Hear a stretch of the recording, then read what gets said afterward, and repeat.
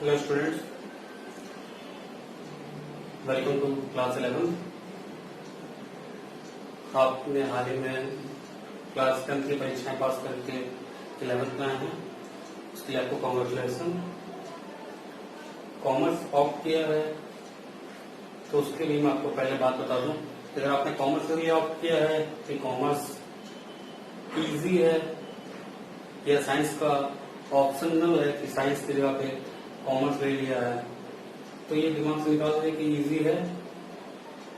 इस दुनिया में इजी कुछ नहीं है, इजी बनाना पड़ता है। तो ये मत सोचेगा कि कोई चीज इजी है, कॉमर्स लिया तो कॉमर्स इजी है या साइंस टफ था। ठीक, ऑप्शनल के तौर पे लिया तो अभी छोड़ दो, तो बहुत बड़ी बात नहीं है। लेकिन अगर कुछ वास्तव में इससे कुछ आगे करना है, जैसे इसके भी स्कोप है, सीए बन सकते हो, सीएस बन सकते हो, इंडियन इकोनॉमिक सर्विसेज हैं। इनके अलावा आज देख रहे हैं आप, आज के डेट में तो आपका इकोनॉमिक्स का काफी यूज है, क्योंकि हर जगह पे आपका बैंकिंग हो, म्यूचुअल फंड हो, शेयर स्टॉक मार्केट हो, आपका इंश्योरेंस मार्केट है, फाइनेंशियल प्रोडक्ट्स आते हैं, कॉमर्शियल पेपर से तमाम मतलब काम है इस करने के लिए।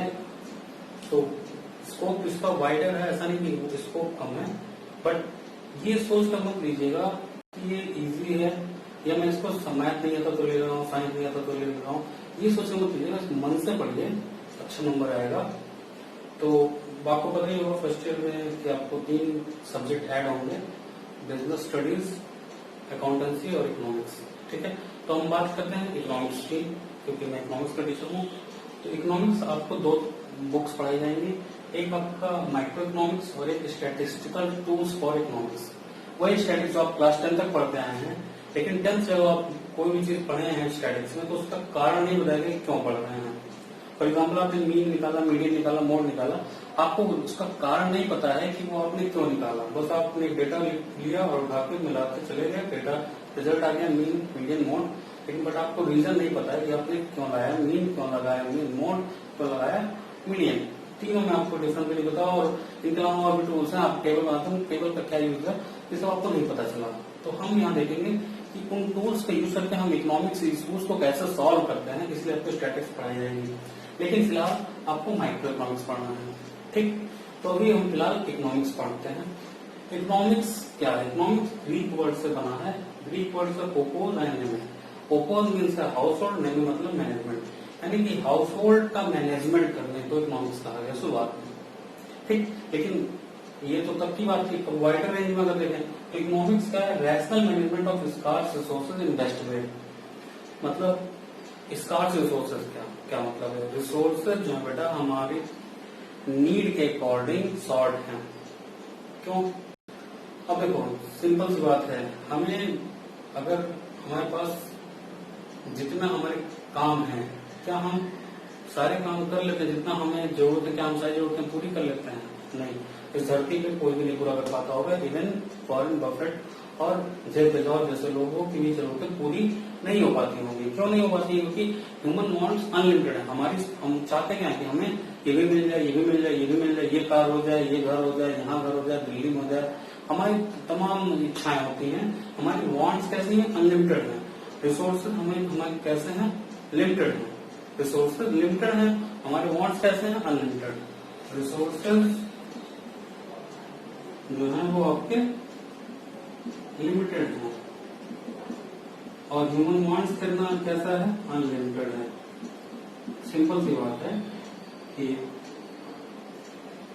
अगर हमारे पास एक 100 रुपीज का नोट है तो हम चाहते हैं हम इसमें से पिज्जा भी ले लें, बर्गर भी ले लें, कोल्ड ड्रिंक भी ले लें, पर उसमें तो कोई एक ही चीज मिल सकता है।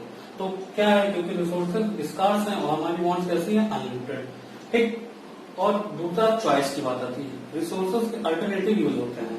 देखो अगर एक 100 रुपीज का नोट है आपके पास तो ये रिसोर्स हो गया, इसके अल्टरनेटिव यूजर भी हैं। मतलब इससे आप पिज्जा भी खरीद सकते हैं, इससे आप बर्गर भी खरीद सकते हैं, इससे आप पेन भी खरीद सकते हैं, इससे आप कॉपी भी खरीद सकते हैं।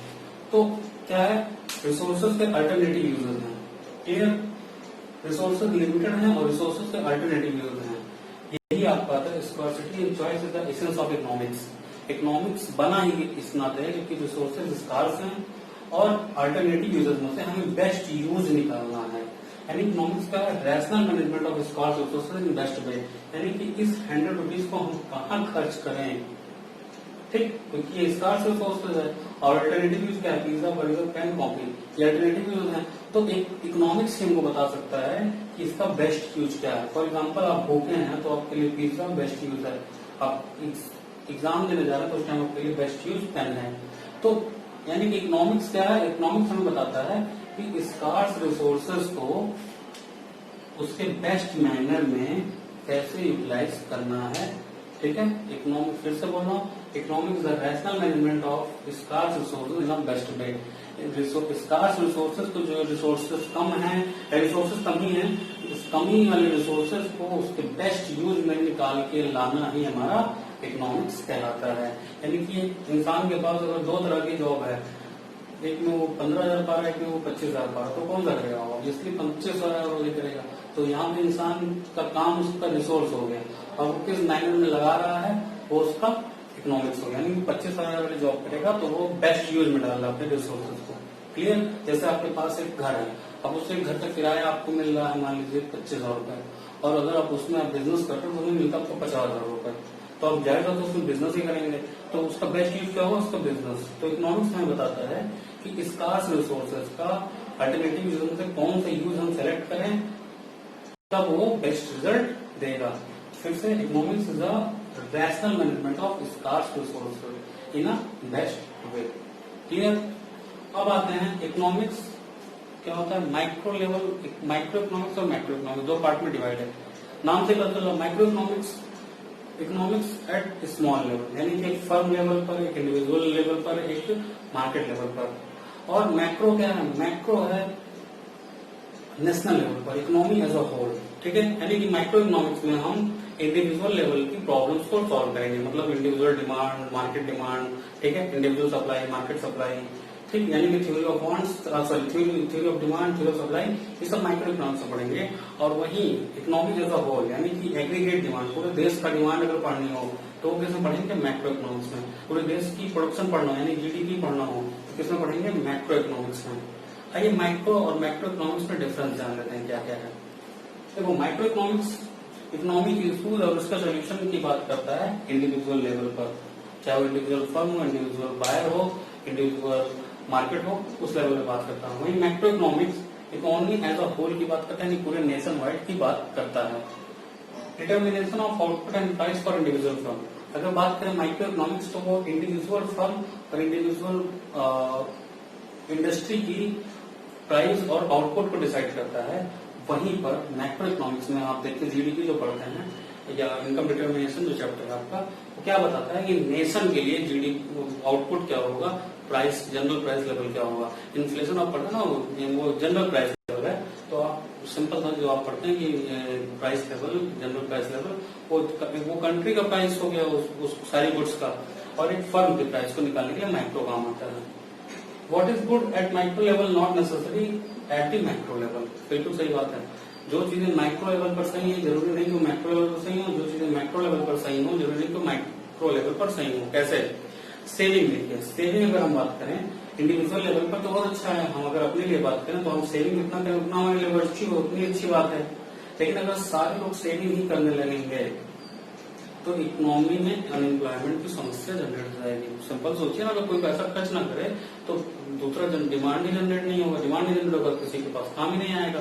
तो इंडिविजुअल लेवल पर तो सेविंग अच्छी चीज है, लेकिन मैक्रो लेवल पर सेविंग गलत हो जा रही है।